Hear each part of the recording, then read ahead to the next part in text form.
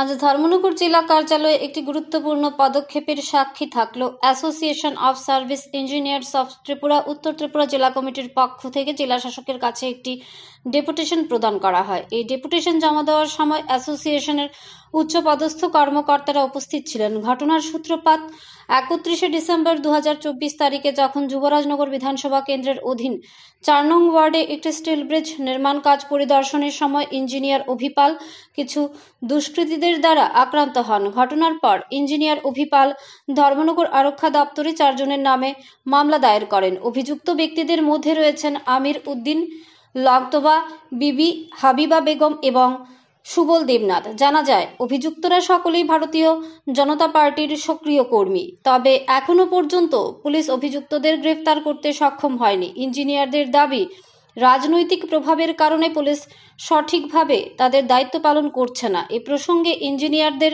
অভিযোগ, ধর্মনগর থানার পুলিশ অভিযুক্তদের বিরুদ্ধে কোনো কার্যকর পদক্ষেপ নিতে সাহস দেখাচ্ছে না। আজকের ডেপুটেশনের মাধ্যমে ইঞ্জিনিয়ার সার্ভিস অফ ত্রিপুরার অ্যাসোসিয়েশনের জেলা শাসকের কাছে অভিযুক্তদের দ্রুত গ্রেফতারের দাবি জানিয়েছে। জেলা শাসক দেবপ্রিয় বর্ধন ইঞ্জিনিয়ারদের আশ্বস্ত করেছেন যে তিনি বিষয়টি গুরুত্ব সহকারে দেখবেন এবং প্রয়োজনীয় পদক্ষেপ গ্রহণ করবেন। এই ঘটনায় সুশাসন ও আইনের কার্যকারিতা নিয়ে সমাজে প্রশ্ন উঠছে। ইঞ্জিনিয়ারদের এই প্রতিবাদ যে কতটা ফলপ্রসূ হবে তা সময়ই বলবে। ধর্মনগর থেকে নিজস্ব প্রতিনিধির রিপোর্ট, আরি, ধর্মনগর। আক্রমণ হয়েছিল, কারা কারা আক্রমণ করেছিল আপনি কি তথ্য ছিলেন? আমির উদ্দিন, লাংতারা বিবি, হাবিবা বিবি আর সুবল দেবনাথ। চারজন ছিলেন। মূলত কোন জায়গায় হয়েছিল এই ঘটনা? এটা Jubarajnagar panchayat 4 number ward. Association of service engineers of ত্রিপুরার নর্থ ডিস্ট্রিক্টের পক্ষ থেকে আমরা এখানে আজকে জড়ো হয়েছি।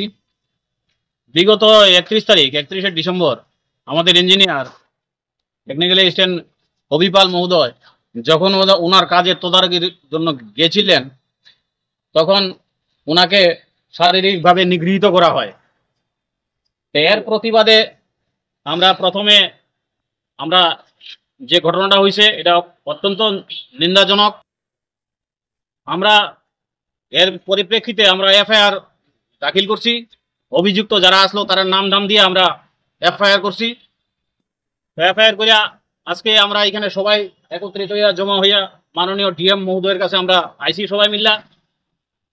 তো ডিএম মহোদয়ের সঙ্গে আমরা আজকে বিস্তারিত সব আলোচনা হয়েছে। তো ওনার সঙ্গে আলোচনা হয়ে আমরা আজকে স্যাটিসফাইড হয়েছি। উনি সব রকমের সহযোগিতা আমরা করার আশ্বাস দিছে।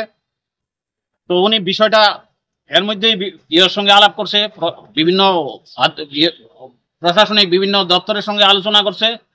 তো উনি কইছে অবিলম্বে দোষীদের গ্রেপ্তার করিয়া দৃষ্টান্তমূলক শাস্তির ব্যবস্থা করা হইব।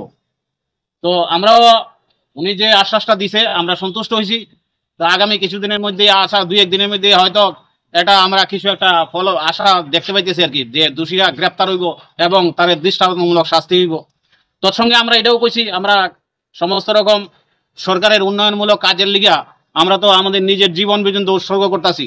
আমরা আরডি দপ্তরের ইঞ্জিনিয়াররা আমরা গ্রামে গঞ্জের উন্নতিতে ব্যাপক অংশের যে গ্রামীণ উন্নয়নটা হইতেছে, আমরা আরডি দপ্তরের ইঞ্জিনিয়ারের মাধ্যমে আমরা জনগণকে পাশে নিয়ে আমরা একটা কর্মযোগ্য এখানে করতে যাইতেছি।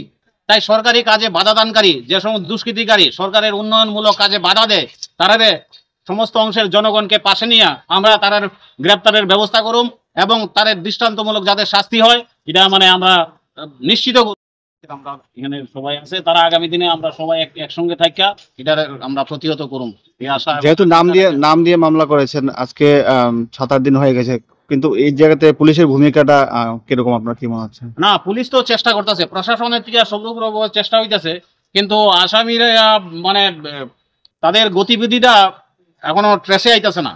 এটা তো আসলে আমরা একটা ইয়ের মধ্যে আছি, তার গতিবিধিটা স্ট্রেস করতে পারতেছে না। যেখানেই দেখা মাত্র আমাদের জনগণের কাছে আমরা আপিল, সবাই কইছে জনগণের কাছে আপিল করানোর লিগে আমরা কইছে যে দুষ্কৃতীরা যেখানেই থাকে তারা একটু খালি খবর দেওয়ানোর লিগা, যে যেখানেই দেখে তারা যদি চিহ্নিত করণ যায়, কোথায় স্ট্রেসটা করণ যায়, তাইলেই তারা গ্রেপ্তার করে আইনের আওতায় আনা হইব।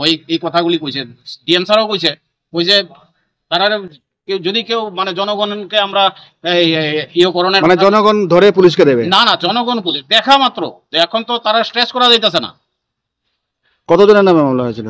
এটা 4 জনের মামলে, 4 জনের নামে মামলাটা হয়েছে। তো আশা করি তারা স্ট্রেস পাওয়ার মাত্রই ব্যবস্থা করবো।